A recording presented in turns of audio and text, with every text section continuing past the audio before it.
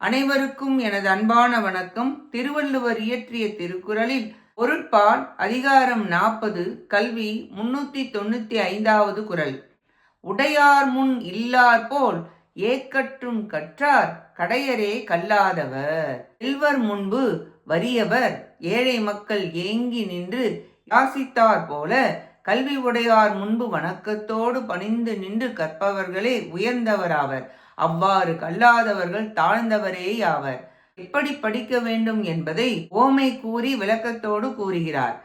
வறுமைப்பட்டவன் தமது வறுமை நீங்க பசி ஏக்கம் இருக்கும் அது தீர உதவி பெற போகும் பொழுது அவன் எது சொன்னாலும் பொறுத்து கொண்டு தாழ்ந்து பணிந்து பெறுவான் பொருளை. அப்படி கற்கப் போகும் மாணவனும் நடக்க வேண்டும். ஆசான் காலில் சரணாகதி செய்து கீழ்ப்படிந்து கற்றவர் முன் பணிந்து பொறுமையாக வாங்குபவன் நான், கொடுப்பவர் அவர். அறிவை பெற இப்படித்தான் இருக்க வேண்டும். குரு இல்லாத வித்தை பாழ். குருவை போற்றி பணிந்து படிக்க வேண்டும். அப்பொழுதுதான் கரையேற முடியும், சிறப்புற முடியும்.